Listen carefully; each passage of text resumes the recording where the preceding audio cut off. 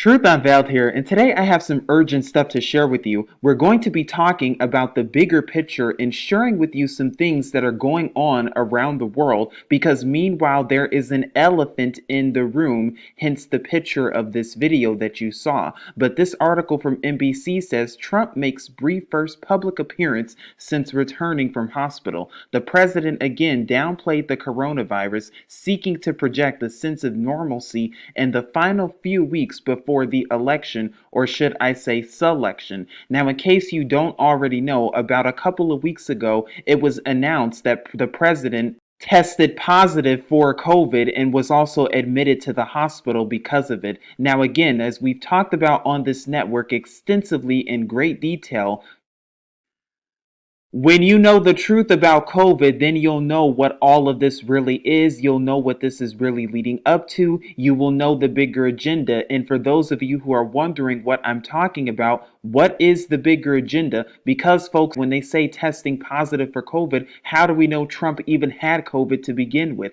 Now, some of you are actually saying that this could all just be a ploy when it comes to the vaccine and getting the vaccine out speedily. And Trump is what? Just a puppet to push the New World Order agenda, and also how it comes around the same time coinciding with the selection, or should I say election, with Biden and Trump and all the debates going on. Don't you see how it is a big circus? Don't you see how it's all puppetry and how Satan is behind the puppetry and behind the bigger scheme? But meanwhile, because it's all a great big show anyway, for those of you who are seeking truth out there, the main thing you need to be focusing on when stuff like this comes out is what's really going on behind closed doors. Because meanwhile, there are some other things that are happening that the news and media are not reporting. At least they're not reporting it here in America. Why do you think that's the case? Because on this network, we've been talking about what? Leading up to the vaccine and COVID vaccines and all of the testing and everything, how they're preparing and conditioning people for their new world order. That's why they're making people wear these masks all over the place,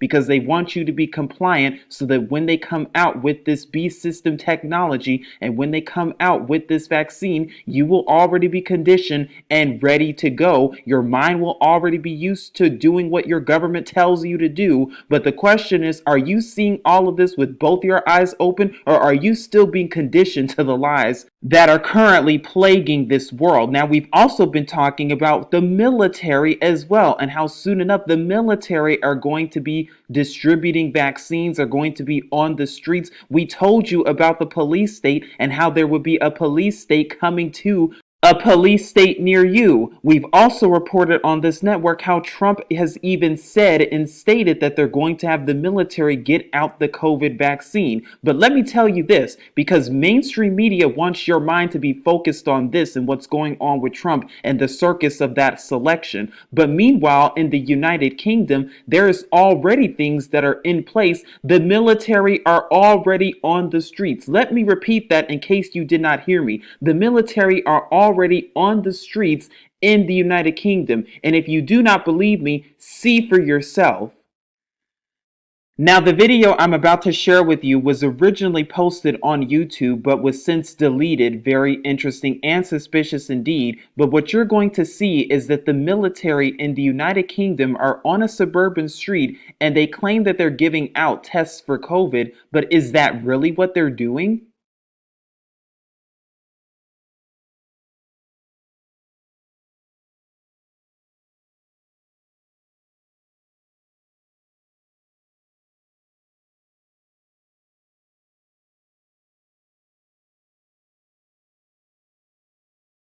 Yeah, I'm just walking on Station Road now. There's three people in high-vis, two in army gear. Good afternoon, how you doing, right?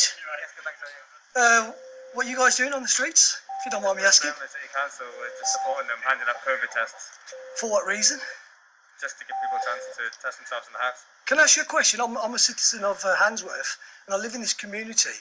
I just want to know, and I'm recording this for my safety and your safety also, why is the need to have the army on our streets and knocking on people's doors and to see if they want to be tested? We're just here to support the council and hand them out. But why the army?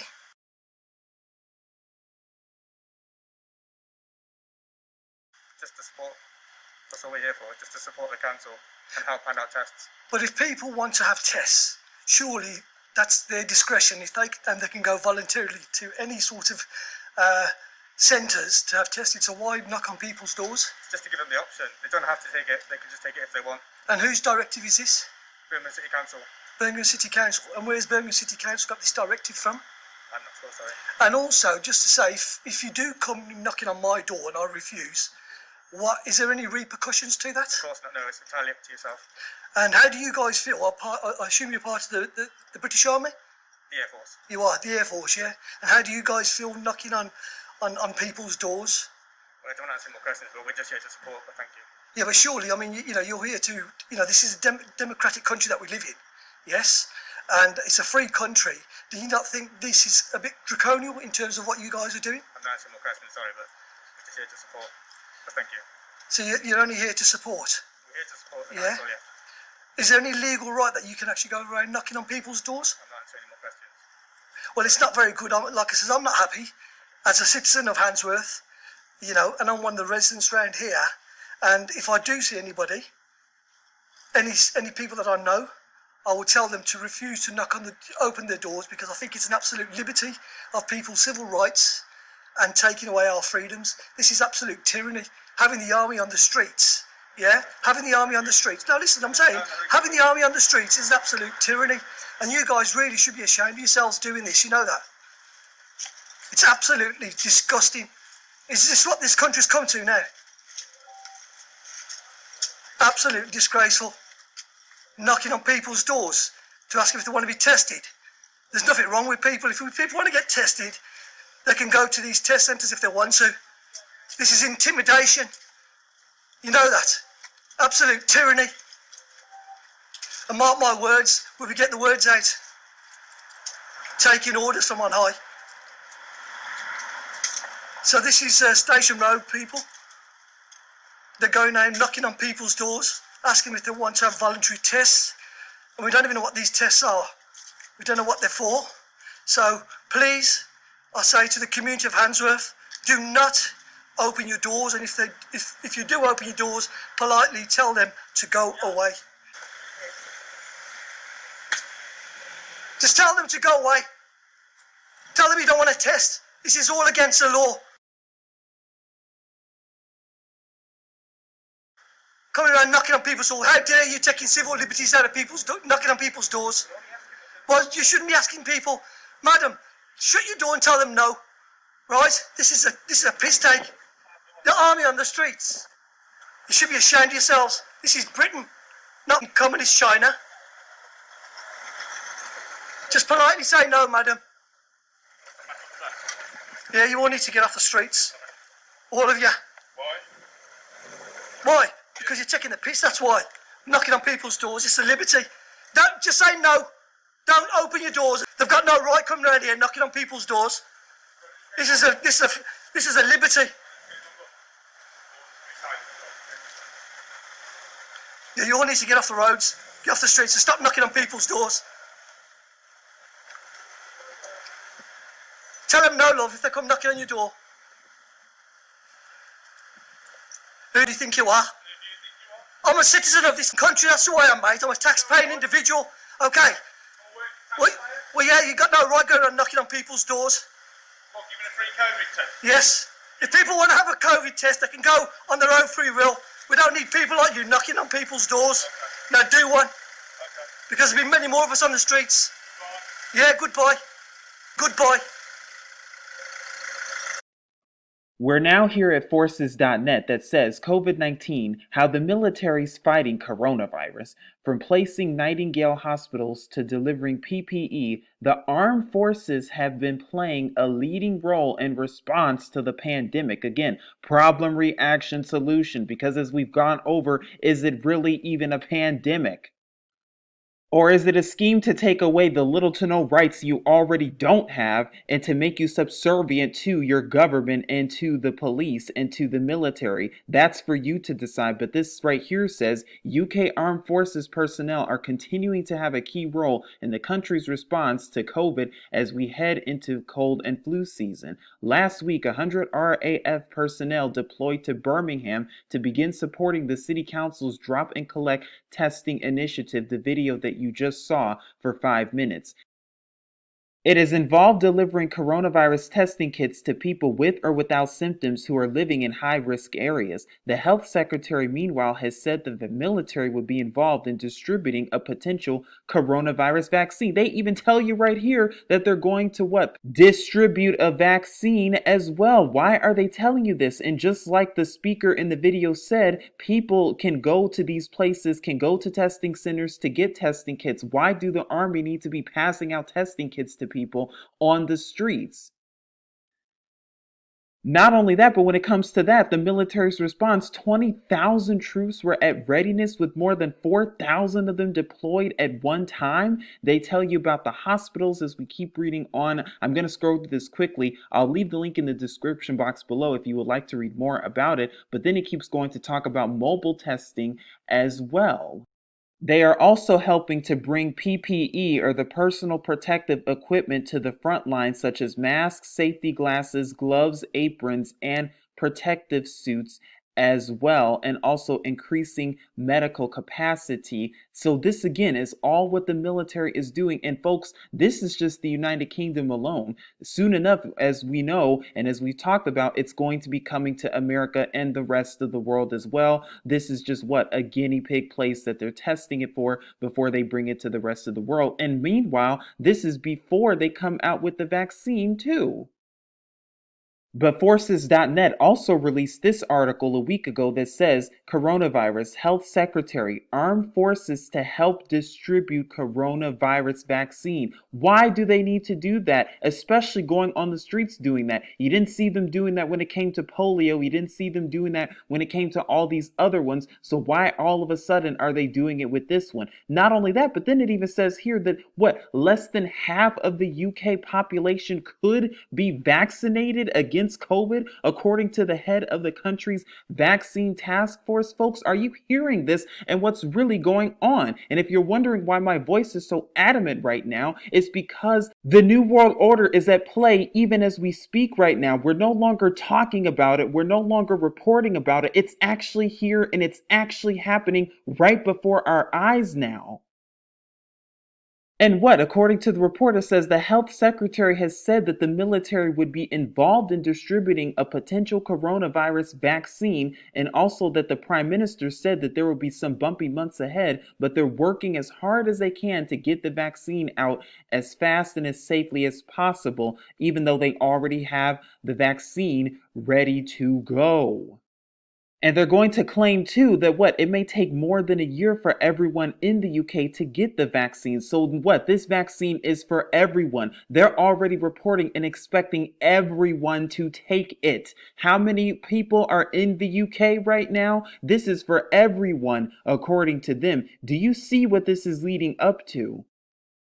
And we've already done how many videos on vaccines and why they're bad for you and why they're not good, and also the ingredients in vaccines. So we don't need to go over that in this video. But for those of you who are still sleeping, especially if you're in America and are saying to yourselves, oh, well, that could never happen to us. Oh, well, that'll never come here. Well, Trump has already said that the vaccine would actually come through the military. Here's the footage. One issue that has come up is once you do have a vaccine, how do you properly distribute it? How do you get it out quickly to millions? Well, when we have the vaccine, we have the military all lined up. We have the military all lined up. We have the military all lined up. And the military is going to be doing it in a very powerful manner. The military is going to be doing it in a very powerful manner. These are people that don't usually do vaccines. They do soldiers and they do lots of other things that frankly are more difficult. But we have our general, and logistically he's all set. Tony, do you want to say something about that?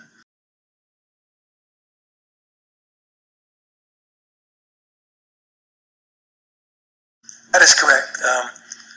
As the vaccine rolls out, we'll be getting them distributed.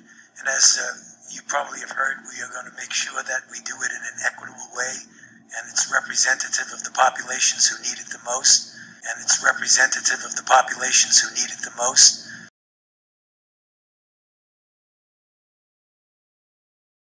And we have the standard way that we determine that with the ACIP working with the CDC, but Dr. Collins and Dr. Redfield have put together with the National Academy of Medicine a group that will fortify that decision-making process so that we're making sure that we're very fair and equitable in getting the vaccine distributed properly.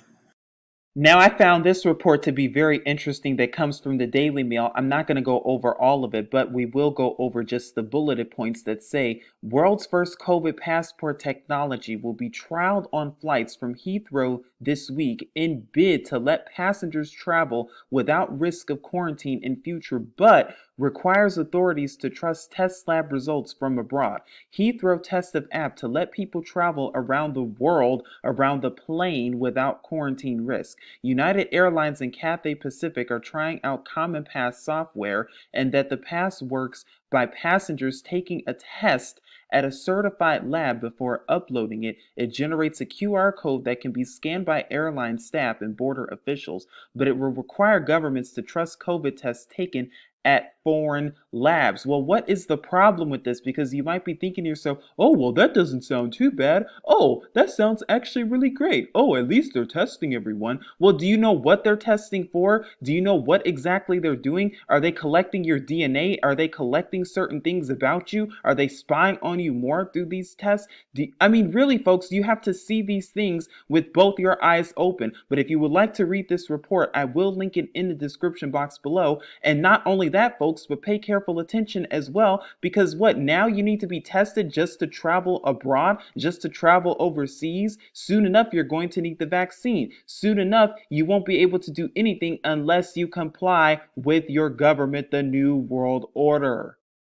And remember how we talked about for how many years now on this channel, this document, which is an Army document, a U.S. Army document, FM 3-39.40, Internment and Resettlement Operations, that was published about 10 years ago in 2010 from the Department of the Army. It's a 326-page document, which I'm not going to go over all of it, but I will link it in the description box below. The reason I'm bringing it up again right now is because, again, folks, you need to see how this very document is taking place right before our eyes about internment and resettlement, about having the Army and the military on the streets and what, gathering people soon enough and taking them into FEMA camps or so-called shelters or quarantine places, placing people in quarantines, just as we talked about for how many years now. Now it's actually becoming a reality. But again, I will link it in the description box. You can read chapters 1, 2, and 3 that talk about internment and resettlement in the operational environment, and also in support of the spectrum of operations, command and staff roles, and responsibility. The part we're going to go over actually is from chapter 4, capture, initial detention, and screening.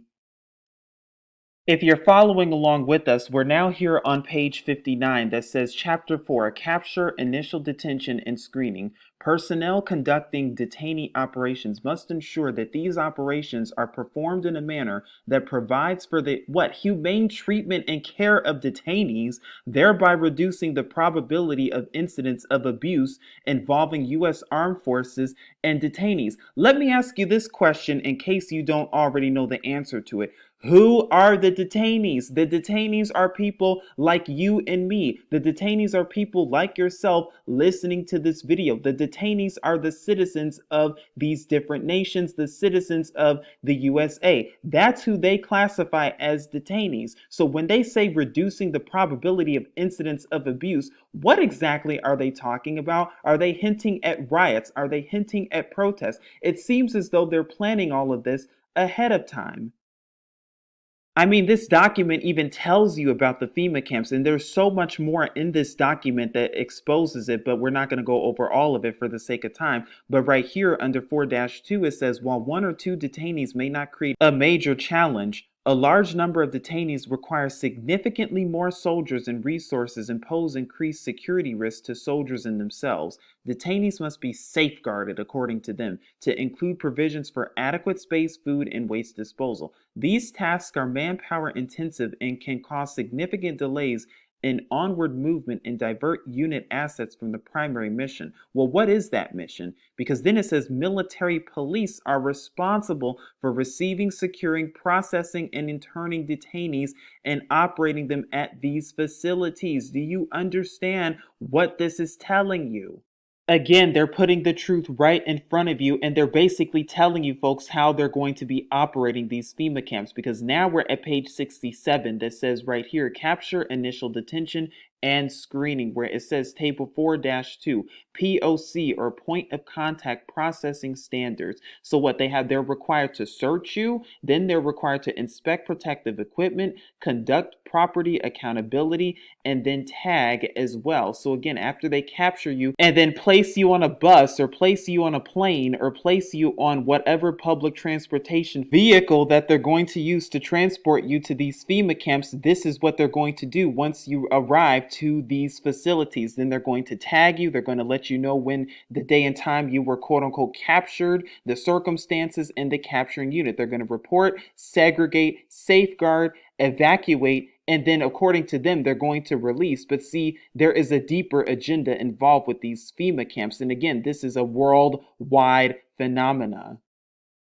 You might have seen this in previous videos before where we've gone over this document, but now we're at page 74 of it, where it says methods of transportation: foot, wheeled vehicle, bus. As we've talked about, during bus movement, planners should plan for 2 detainees per seat. Do not allow detainees to stand, sit, or lie on the floor. Lock doors from external threats. When multiple vehicles are used, escort security vehicles may also be necessary. And you see right here the guards where they're going to be placed, as well as the detainees. Cargo truck transport as well. See how they outline where the detainees are going to be placed along with the guards, as well as too with the rail, or what, with railroads and trains as well, and then helicopters as well, where what, detainees are to sit, the guards are to be there along with the crew as well. Folks, this is already outlined in their documents. This isn't stuff that we're just making up off the top of our head. It's important that you understand the agenda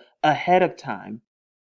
Now, if you read this on your own time, I decide that you also take a look at Appendix H and J, use of force, riots, and facilities, how the FEMA camps will literally look. Your government has already outlined what would take place and what would happen before it actually has happened. And when it comes to COVID and what their plan for their new world order, they've already outlined this stuff out. They've already written the draconian laws, and now we're finally seeing it play out slowly but surely as we're reporting now. But here we are talking about what, the executive orders that will lead to FEMA, that will suspend the Constitution and the Bill of Rights. And these executive orders have been signed by your presidents for the past how many decades now, including 10990 that allows the government to take over all modes of transportation and control of highways and seaports, allowing them to seize control of communication media, allowing them to take over all electrical power, gas, petroleum, fuels, and minerals, including transportation like what, cars, trucks, or vehicles or any kind, and total control over all highways, seaports, and waterways. Didn't we just go over that in that document about transportation and resettlement via transportation? Because many people are going to try to say, oh, but the government can't do this and the army can't do this. It is a bridge of our rights and they cannot do this because they are violating our rights, just like what was said in that video. However, what they're going to tell you is that they've already signed executive orders and that legally the government can do that in the event of a national emergency. Didn't Trump declare a national emergency? But if we keep reading, Executive Order 10999 allows the government to take over food resources and farms. 11,000 allows them to mobilize citizens into work brigades under government supervision. That sounds like what? FEMA camps, doesn't it? And then 11,001 allows them to take over health, education, and welfare functions. 11,002 designates the Postmaster General to operate a national registration of all persons. It's interesting. Haven't they been doing that with the census? Is that why they're so adamant about what? The 2020 census and everyone filling it out and even making fines if people don't? Wow, very interesting and suspicious indeed. 11,003 allows them to take over all airports and aircraft, including commercial aircraft. Why? So that the military can come in and start putting people on the aircraft to take them to these FEMA camps. And then 11,004 allows the Housing and Finance Authority to relocate communities, build new housing with public funds, designate areas to be abandoned, and establish new locations for populations. Why would they need to do that? Because they have abandoned railways and abandoned locations, as we've talked about and proven on this network. They already have these locations that are secret that will be used to house these FEMA camps into what? In order to try and control people and convert their mind and what? Use this vaccine and utilize it in order to try to condition and control your mind to be subservient to the satanic kingdom once it soon enough is manifested. And then 11,005 and then 11,051. Now again, if you would like to read this, you can pause the video at your own time so that you can read it. This one just talks about government taking over public storage facilities and waterways, and also when it comes to authorization to be in effect during what? Increased international tensions and economic or financial crisis. Well, aren't we seeing that with COVID and how it's affected how many businesses and how many people had to file for unemployment? Don't you see how this is already taking place right before our eyes? Not only that, but 11,310 also grants authority to the DOJ, or the Department of Justice, to enforce plans that were made in executive orders to institute industrial support, establish judicial and legislative liaison, to control all aliens, to operate penal and correctional institutions, and to advise and assist the president as well. Executive Order 11,049 assigns emergency preparedness function to federal departments and agencies, consolidating 21 operative executive orders issued over a 15-year period. And then 11,921 allows what? The Federal Emergency Preparedness Agency, or FEMA, to develop plans to establish control over the mechanisms of production and distribution, energy sources, wages, salaries, credit, and the flow of money in the US. Isn't that interesting? Because wasn't there a supposed coin shortage as well? Wow, what a national emergency, just like with COVID. Wow, not a coincidence whatsoever. So you see what this is leading up to, along with the National Security Act of 1947 that allows strategic relocation of industry, services, government, and other essential economic activities, and to rationalize the requirements for manpower, resources, and production facilities. So again, you can pause the video for more reference, or better yet, you can look up this stuff yourself so you can do more research so that you are not asleep to the world around you. So how are we protected from the vaccine and the military and what's to come? By seeking Yahuwah and his true son Yahusha, because when we do this, we know we have no fear, for we are protected indeed. But this is Truth Unveiled here, keeping you updated and saying as always, Shalom.